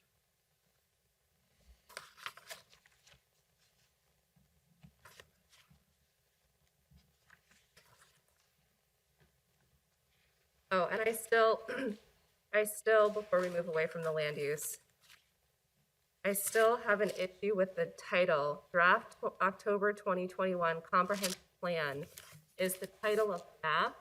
And to me, that's not a descriptive title to a map when the map is the proposed future land use map. We can rename it land use and housing plan if you wish. Something that's more But The descriptive. reason why we call it a comprehensive plan map was it also shows the parks and the golf courses. Yeah, it's a land use map, which is parks and golf courses. Those are land uses. We can rename it land use plan. I just think something that would describe what it actually is. Because again, I'm a layperson. I have no idea what a comprehensive plan is. And I'm not going to know that this whole section is actually a future land use plan that includes zoning changes, but zoning and land use are not the same thing. So again, just a description to explain that. Anyway, going back to, I still can't find it because these maps are, hold on. One quick thing while she's looking for the map. Where we were previously on page 20, you were talking about C1 and C2 from the zoning codes. And when you look at the unofficial zoning map, there isn't a C1 and C2 defined there. And I think that it's confusing that, I understand you're probably referring back to the Haverford Township official zoning code. Yes. But I just, again, I think that to have someone go there, but then have different key abbreviations is a We little- can include the official zoning map. The problem is there were so many categories that it was very hard for a layperson to read it. So we grouped together some of the categories and tried to use a little more descriptive wording when we did the existing zoning conceptual map. Could And you then- maybe add bullet points on the legend underneath the items where things were grouped together of what all is included in that group from the official zoning map? Okay. Maybe that would be a good compromise, because I also understand it's hard to get something like that to print. So Charlie, are you It's both saying that sides. are you saying the existing zoning map? That- It would be very It's hard not- to it's read not- that in the comprehensive plan. And you said the existing zoning map is not an accurate zoning No, map? What I said was that, I don't know, there's something like 25 zoning districts, Kelly, in the township, somewhere around there. We don't have 25 colors available, distinct colors when we're showing a map. So we tried to group together similar zoning districts to explain to the public how the current zoning works. I see. So if it's yellow, it's residential, but that doesn't mean it's got specific You've got residential two- districts. You've got 2 districts that only allow offices and single-family homes. So it's the So we office put them district. together. This was a comment that we had earlier, the fact that the comp plan doesn't include a full zoning map. It has the general zoning map. And I think that's a really good comment that if we're making recommendations in the plan, it is really hard to go through and say, well, where is the C1 versus the C2? What would we be looking at? So either include the whole zoning map in its entirety, which is the official zoning map. And so maybe it should be included I think it should be included in the comprehensive plan. If you want to include then also the generalized unofficial zoning map, then I agree with the recommendation to include which of the legal zoning districts are included in the consolidated depiction of zoning districts, because this is not actually what the zoning map looks like. So, It is the substantive zoning map, yeah, but it doesn't have all of the zoning districts, and so. correct? it- Similar districts are grouped together, which Understood. is often done when you're doing land use planning. But if we're making recommendations specific to consolidation of those zoning districts, then we should have an understanding of where they actually are. Because otherwise, I have to go to the township website and pull up the actual zoning map to compare it when it should be included in the same We document. can add the official zoning map. The problem is I don't think you're gonna be able to, well, you can zoom in on a PDF to read it. I'm It's still hard- young it's enough hard to that I've read got at eyes to 11 by read. 17 scale. Nah, that's fine. Okay, so going back to page 4, so going back to my comment of bearing the lead, we have our major goals. So for each of the chapters, our land use and housing, historic preservation, natural resources conservation and sustainability, community facilities and services, transportation plan. we have these major goals. So I am a big fan of continuity and carrying ideas through a document. So we have these major goals articulated on page 4 and 5. But then once you get into the actual document, the chapters themselves, those major goals are not ever re-articulated in the same way that they are on. Okay, we can The carry them beginning. through the document. We can So, easily do that. you know, we have, you talk about it, but you make us guess a little bit kind of how we're achieving those things. So, you know, providing for orderly patterns of development that provide compatibility between land uses. You know, you certainly talk about that in depth, I think to good effect in the future land use category discussion about, you know, buffering between land uses and making sure that residential and commercial can play nicely together. So you allude to it, but you're making us make those connections, and I think those connections should be more evident and obvious, Okay, and it should be up front. So I think it should, you know, there should some way be some cross-reference to these major goals and how the recommendations that you're making in the body of these chapters is achieving those goals. okay, And we then- can do that.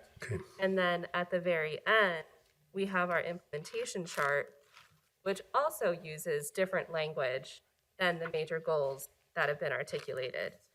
So my question is, under the action program, why do we not have a consistent messaging between the goals articulated at the beginning and then the action items? Because we have these recommended strategies, but we don't have,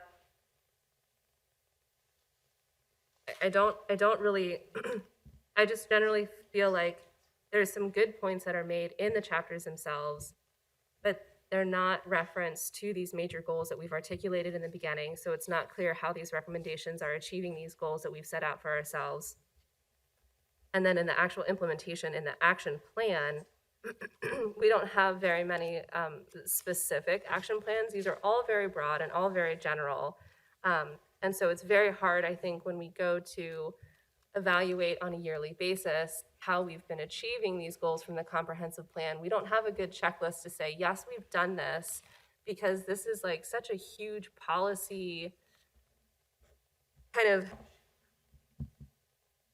like work to improve the economic vitality and appearance of the commercial portions of Eagle Road. I think that's a typo, west of Oakmont. So like, so that's not really something that you can check off. That is, I think, that's not a strategy to me. That unto itself is a goal, not necessarily an implementation strategy. So if that's the goal, then let's have more specific implementation strategies. So maybe it's just a matter of kind of taking these and bullet pointing them a little bit more to have specific things that we can cross off as achievable and implementable. You know, so like improving the attractiveness and efficiency of the corridor, including with additional landscaping and updated signage. So to me, that's a bullet point. So if the goal is to work to improve the economic vitality of Eagle Road, then the implementation strategy could be, you know, add additional landscaping, update signage. That's something that we can kind of pull out and do. You know, provide a zoning option that could be, you know, part of the updated the zoning code. Like lot assembly will reduce the number of driveway crossings of sidewalks and allow more efficient parking layouts. That's not that's not really a strategy, that's not an implementation goal. That's like a general discussion point that you've made previously. You know, locate new buildings close to the street. Well, that's a zoning matter. That's not something that can be implemented by any specific township person. With most parking to the side or rear of buildings. Again, that's the zoning code update. That's going to say the zoning would require parking to the side and to the rear. But here's an implementation step. Promote walkable development, which will help to improve customers for local businesses.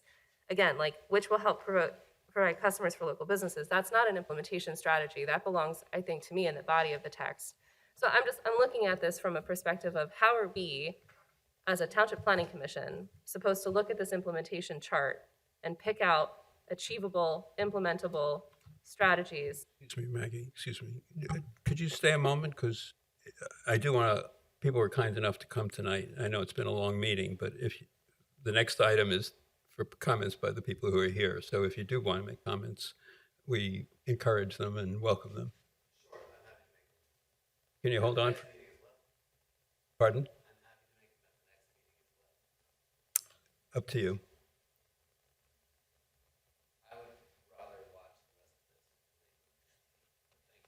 Okay, thank you. Thanks for coming. Sorry. That wraps up, I didn't think. want to cut off, people who are here. No, I understand. Comment, we can keep going.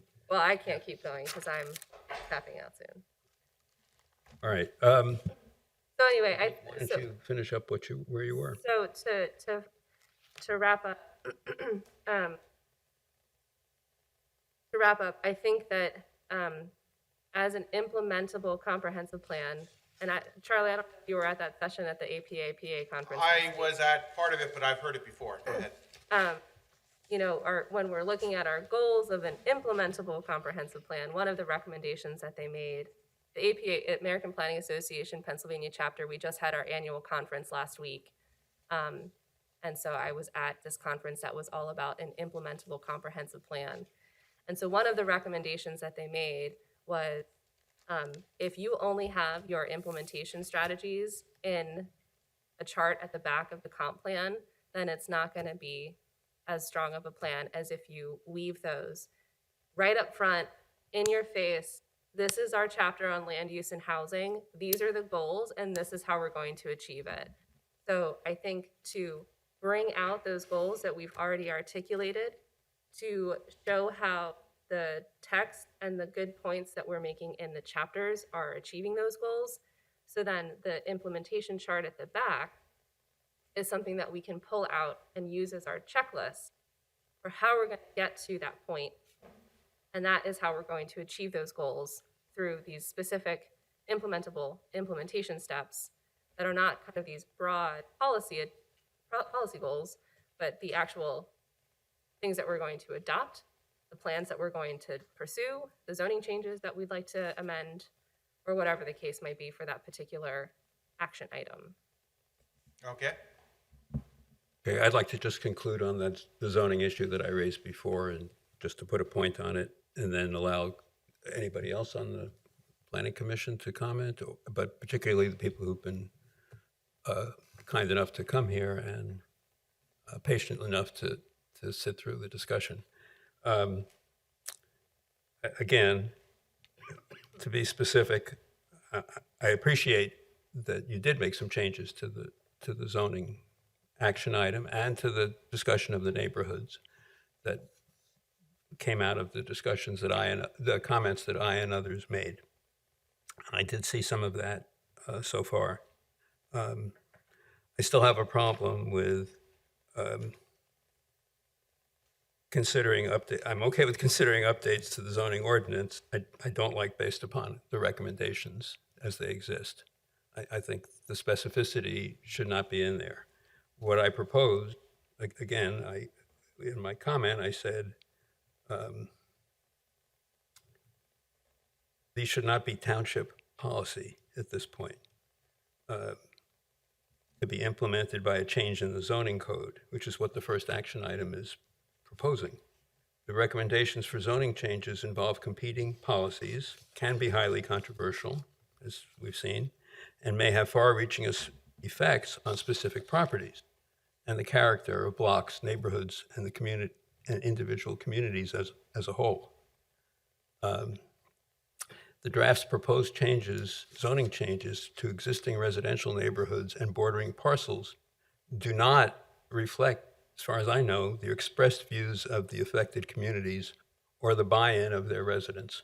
These proposed zoning changes are therefore premature and should not be included in the plan, and particularly should not be proposed as township policy. If they're recommendations of a planner, fine, they're maybe great ideas, but they should not be township policy at this stage. What I suggest for the opening action item is review townships, what the township can do is review townships zoning ordinance and related land use ordinances to update them for internal consistency and consistency with the municipality's planning code as amended. And the township can consider proposing changes to those ordinances after further evaluation and public input. Particularly my particular concerns are when it comes to Haverford Road and combining districts, changing what's called very restrictive zoning and merging together similar zoning districts, and other recommendations that were in the first draft. I haven't yet determined whether they're still in the second draft. they're About in- setbacks and the very specific zonings that really, as I say, gets people where they live. If somebody's going to put up a deck and we say, well, let them have a little more space so we can have more affordable housing, I don't know if, I mean, that's very specific, and I don't think that should be a plan at this stage. I think it's premature, but I'll be quiet and let others comment, and if you want to respond to that as well. The zoning changes that are discussed, I mean, 95% of them address relatively small areas of the township where there's recognized problems with what exists and where there's a widespread desire for redevelopment. Commercial areas, or potentially Yeah, commercial Eagle areas. Road and the commercial part of Haverford Road, not the northern part of Haverford Road. That other 5% can be critical. Which could yeah, I be mean- 95% of the township, but we Yeah, can I mean, stop. there's this discussion in here now about, having infill development have similar setbacks to existing development, things of that nature, which is more of a township-wide policy. But, most of the emphasis is on the redevelopment areas as far as the zoning. And that's very important. And I think everybody recognizes, even though there may be differences as to how to accomplish it, that it's important to have commercial development and in the township and generate more revenue in the township and have a livelier town center for cultural life of the township. Again, differences on how to get there, but I think there was substantial, not complete unanimity, but substantial buy-in by the community on that. Okay, people who are here, we always start on the, no, I think so. Did you have anything else now, or? No, I'd like to hear the public comment. Yeah, we want to adjourn until.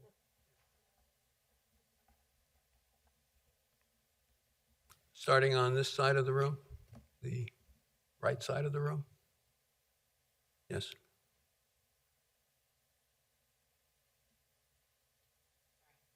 Hi.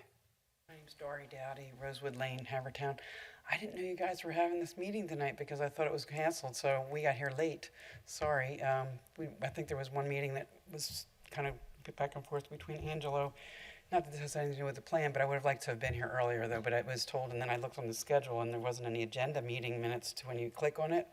So I thought, well, page not found meant maybe the meeting's not going to be happening. So anyway, I thought you guys discussed it, that there was a conflict with Angelo not being able to be here, so you thought maybe he wasn't going to be, and you're just going to wait till the 27th. So Well, I'm glad you made it. yeah, just a little bit for it, though. Thank you.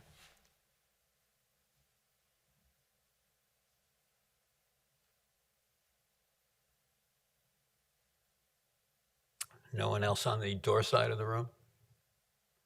And on the left side of the room? The commission's right. Good evening, ladies and gentlemen. Dr. Gail Fraley Simrad with HTCC and our Vice President, Ben Vaughn. I would like to echo also that we triaged through the new revised plan. I was surprised to see it up so fast for my standards because I've been coming every meeting. The one thing is that, there obviously was an effort that we were heard. I want to give compliments in regard to that. There was much more extensive detail in it, that we really felt it was vague and in the previous version. So I do want to do that. I also want to say that, you're never going to get 100% of what you ask for. We understand that. We were still hoping for that the neighborhood breakdown. But we pretty much knew going into it from the conversations of the board that that probably wasn't going to happen, and there was a reason for that. We do have, unfortunately, my vice president from Brentford had to leave. He will testify on the 27th. And I did recommend that he email his notes and his comments to you all. Because we do, Brentford, being on the northern end of the township, is very unique. So, we kind of look at it maybe a little bit differently than someone in the center of town. And make sure that our needs and what we ask for is actually expressed. So I know there's some questions. So I'll let him, relay those to you via email and to testify next time. With that said, I'm going to turn it over to Ben because I know we have some specifics that we just want to kind of bring about. But all in all, we really want to compliment the job done on the rewrite. I am really sorry to hear that you did not watch the videos because I will. you have to. You really do, because you're going to hear the passion and the commitment of all the neighbors that took the time to show up, and not just a summary. So I do recommend that. And the only other thing before Ben starts making some comments is, you have some word clouds in there. I know what a word cloud is. I know that the biggest, boldest word is the highest responses, but there's no definition. So someone reading that plan is going to look at that and think it's a puzzle. They're not going to understand that the number one answer was this, and the number two answer is this. Got it? Okay, so I think that just needs a little more definition. Go along with that methodology that I asked about earlier. Exactly, exactly. Okay, Ben? How are you doing tonight? My name is Ben Vaughn. I'm the Vice President of the Civic Council. I live at 26 Decatur Road. I'm going to keep it brief. I haven't gotten too far through this document so far. I've triaged it a little bit, but I wanted to just reiterate some points. We had some more extended comments, and I think it was one of the first meetings that you weren't present for, so we went on a little more at length. I think some of the issues we talked about have been sort of resolved in some of our subsequent conversations. So I'll give kind of a brief recap of what I said then, because I think some of those things hold true here. So I think, first of all, the goals have clarified the plan. Having the goals set out in the very beginning of the document does give shape to the specificity that follows. That's just an overall point about format. The big point that I tried to convey the last time I spoke, and I think it still would applies to the plan as rewritten, as much as has been done to add to clarity. Having specific goals, objectives, issues, challenges broken out almost in an outline format would be very helpful in clarifying the document and also illustrating the structure of the document as a whole. Right now it is very prose dependent, very prose heavy. Just in the conversation tonight, we've kind of struggled getting all of our comments on the same page and which area we're talking about. And I think just having, I don't know if it's as far as a rewrite, that's not my intent, but just teasing out the main themes and making them much more apparent at the top of the headers before we get into the prose, because as structured, the document continues to say a lot of things at equal levels of volume. And I think that's something that rewrites should try to eliminate as much as possible from the document. I think it would also just be handy for what we have here to number the paragraphs down to the very individual paragraphs, 1.1, 1.11, and so forth, just so we know exactly where we are in this kind of a document, because it's going to be cited later. And better than saying page 20 in the Haverford Road section, we're going to want to say page 20 at paragraph 1.2. It's just going to make it a more readable document. And that's going to orphan a few paragraphs as you go through. I mean, every once in a while there's a one-sentence paragraph, but that'll just call into question whether that needs to be present in the first place. Instead of number each paragraph, we would number each major recommendation and topic. I think at a minimum, I think it could go even further. I don't think you'd lose anything by numbering the individual paragraphs to the extent that they have, I mean, some of these sections are 10 paragraphs long, get around page 19 and 20. They're very long, but again, they're not necessarily ordered in a way that makes it clear which point within those 10 paragraphs is the one that we want to be the loudest. Again, these are general comments. I know a lot of what's in this document has been formulated through kind of the committee process, although I find that those things tend to become the footnotes in the end to the overriding vision. One thing I just wanted to point out real quickly, there's a photo from page 15 of kind of the reconceptualized development that might happen along Eagle Road. It's 3 stories, it's commercial on the first floor, it's residential on the third or second, but it has parking in the rear. This picture is not, to my eye, what is even possible in the township.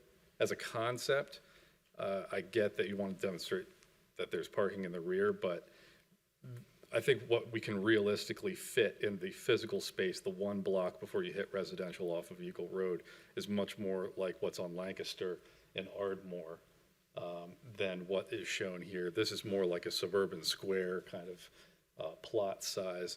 Where the trees and the parking are shown in that photograph is, there's houses. So maybe something that's a little more apropos to what we actually have in the township. That may be all that I have. Again, we talked about the character of the neighborhoods and just as an organizational scheme that makes our neighborhoods unique. Some of them are mentioned, not all of them are. There's probably too many individual distinctions to name them all, but it would be nice to, if possible, have more of them identified and mentioned because they align naturally with the business districts. We do have 10 business districts. They do all come with a park and some level of 2-lane road access, and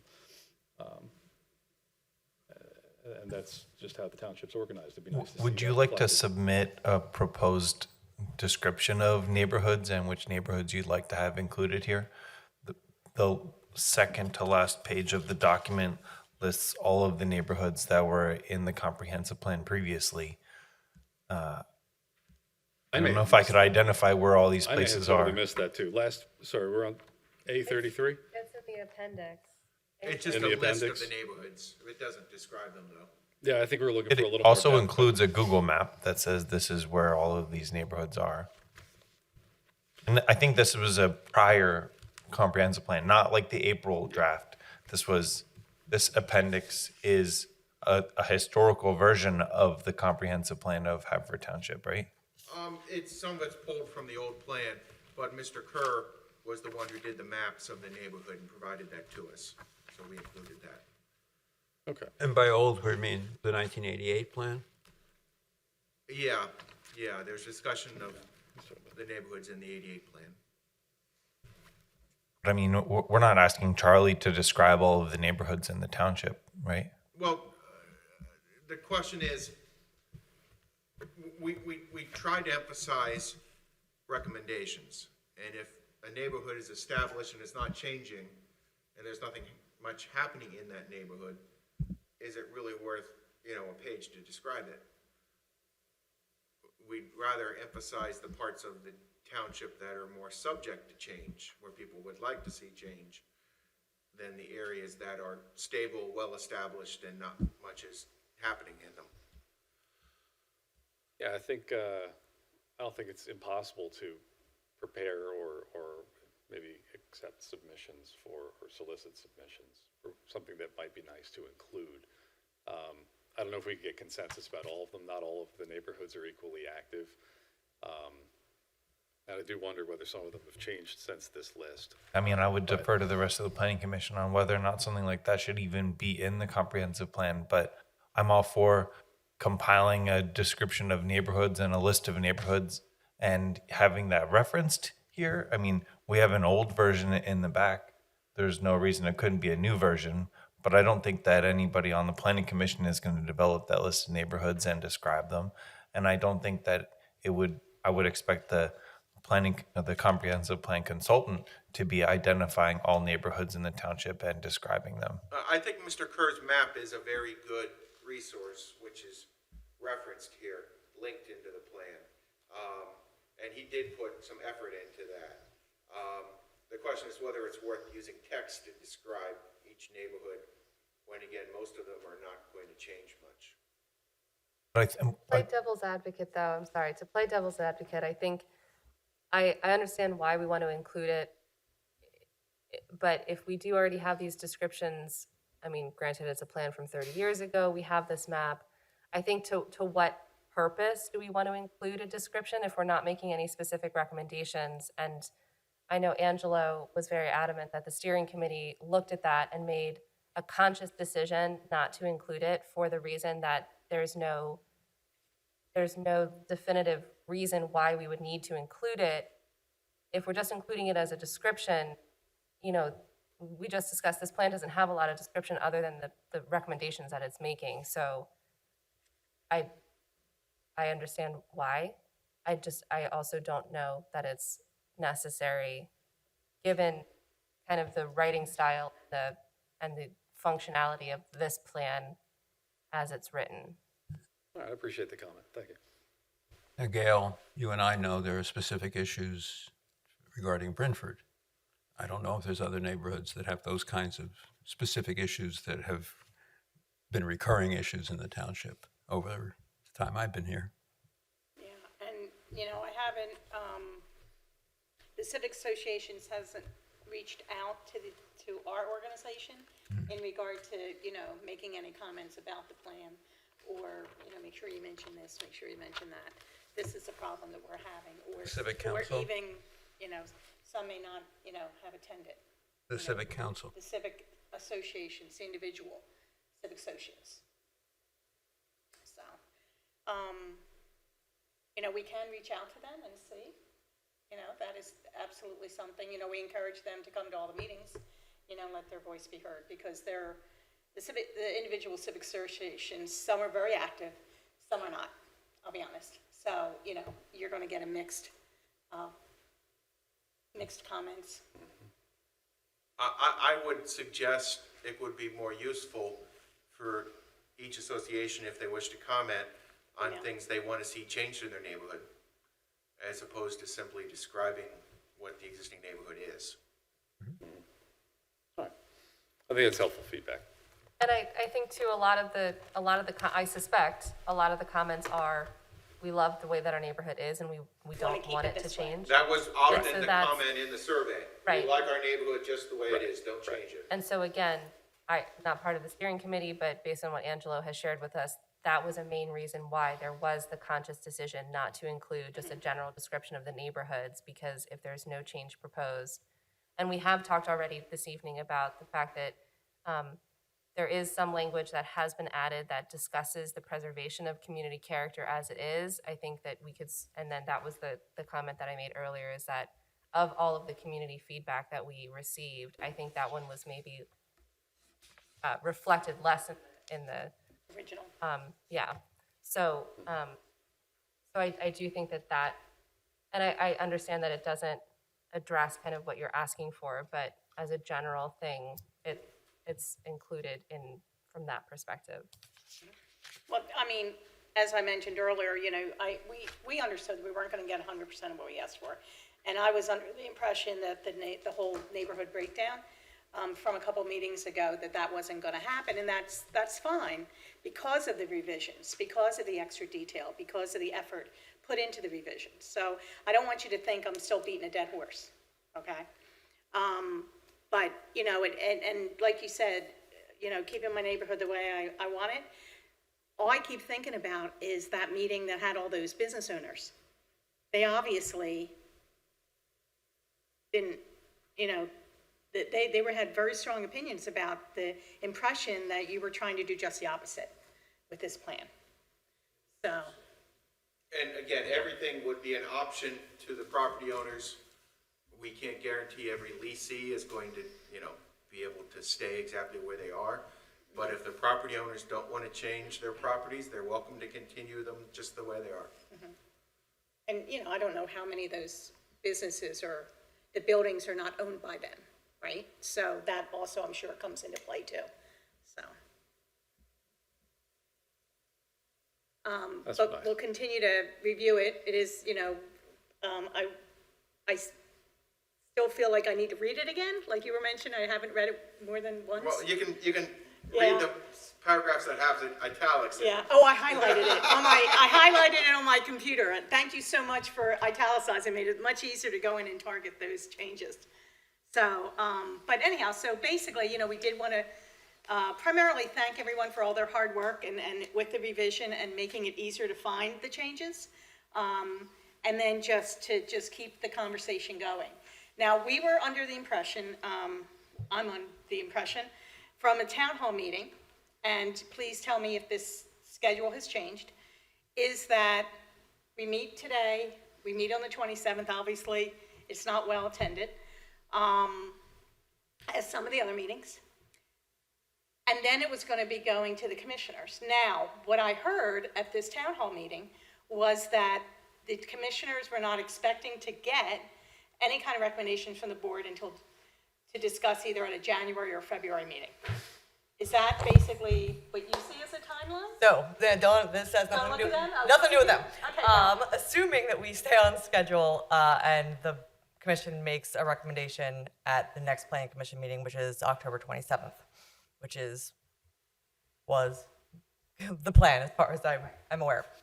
Under that timeline, assuming that recommendation happens on that night, from there, we'll make an announcement for the public hearing before the Board of Commissioners, which, given how much time we're required to distribute the plan and get it out to the other municipalities, the civic associations, the school board, et cetera, plus then we have the holidays, we're looking at early or mid-January for the public hearing. Okay. Once the public hearing is complete, it may be one meeting, it may be more. We don't know how that's going to work out. We'll either schedule more public hearings. Once the public hearing is closed, it will be going before the Board of Commissioners at a work session meeting, a regular meeting, a work session meeting, a regular meeting, before it's voted on. So that is, we're looking at, we don't have a date nailed down yet. Obviously, we can't because they haven't made a recommendation yet. Right. But that's our estimated timeline as of right now. But it won't be any earlier than that. Okay, great. The first meeting of the commission, first public meeting held by the commissioners will be early to mid-January? It's a public hearing, so it's different than their meeting, so it's not like an agenda item. It'll likely be on a meeting date that is not their regular meeting dates. Generally, we do public hearings prior to the work session. I anticipate that meeting is going to take much longer than we would have time allotted for to get the meeting started on time. So I think we're looking at Wednesdays most likely, because that's generally when the meeting room has a little bit of availability, so we're not bullying other subcommittees out of the room. So likely on a Wednesday right now, but like I said, nothing's nailed down. And once That's something early is, to mid-January? what was that? You're speaking of early to mid-January? Early to mid-January, yeah. I think we were looking at, I think January 11th was one date we were looking at, and I mean, maybe the 3rd or the 4th. I don't remember off the top of my head, but What happens between the 27th, assuming we can get to some consensus by then, which is not clear yet, what happens between the 27th and early to mid-January?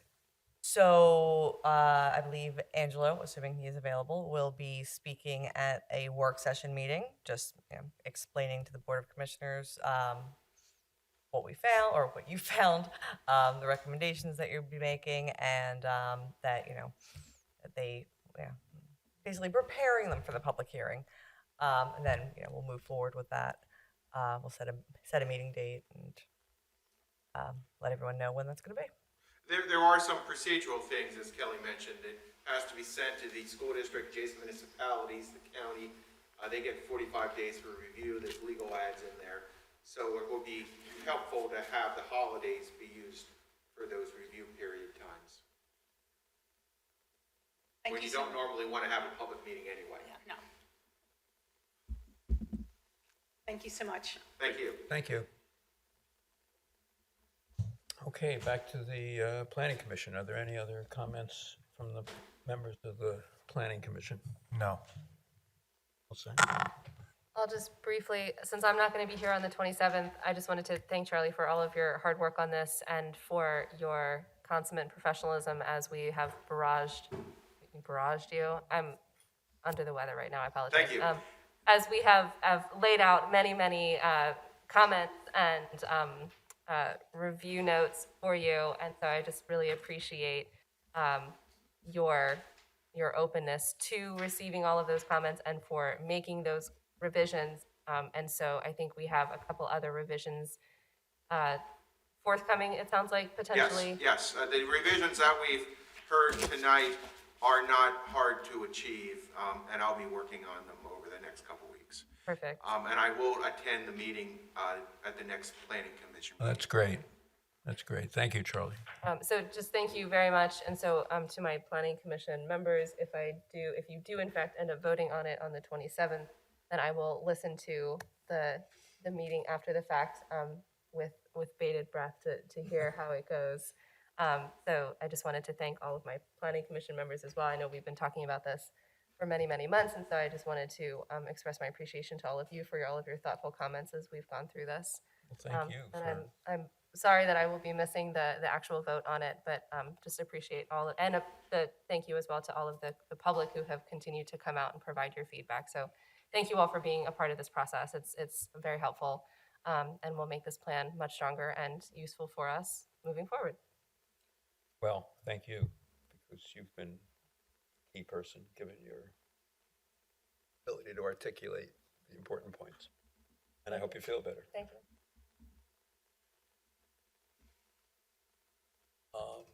We could go over the more recent comments, or we could entertain a motion to adjourn since. Has there been any new written comments in the past couple weeks? Because I haven't seen anything for like the last. We could do them fast. I haven't seen any written comments in the last month, I don't think, or the last. Why don't we hit them? Why don't we hit them quickly? There's not a lot. Okay. If that's okay with everyone. Well, we can do. I mean, if they're self-explanatory, There's like we don't have to go over them. We can do the easy ones. The first one is. We'll go through it. Express my appreciation for the comprehensive plan. They thank us. The second one has more detail, so we can hold that till the next We got to read meeting. the complimentary one, word for word out loud on the video. Actually, yeah, the others are pretty detailed, so maybe we should hold off on those. Pardon? You're going to discuss them at the next meeting? I think so. Well, if people really want to talk about them now, we can. Is that a storm I'm hearing? And then I'll entertain a motion to adjourn. Do you guys want to look at the minutes? The minutes. Yes. Minutes from September 8th? Are there any comments on the minutes of September 8th? Hearing none, I'll entertain a motion to adopt the minutes of September 8th.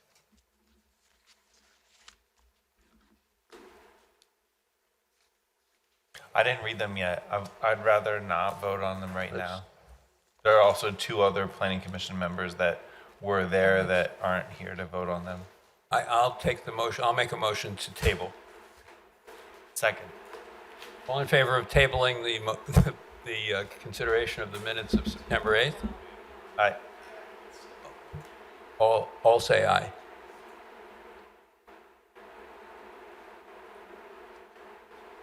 With that, I'll entertain a motion to adjourn. Second. All in favor of adjourning? Aye. Any opposed?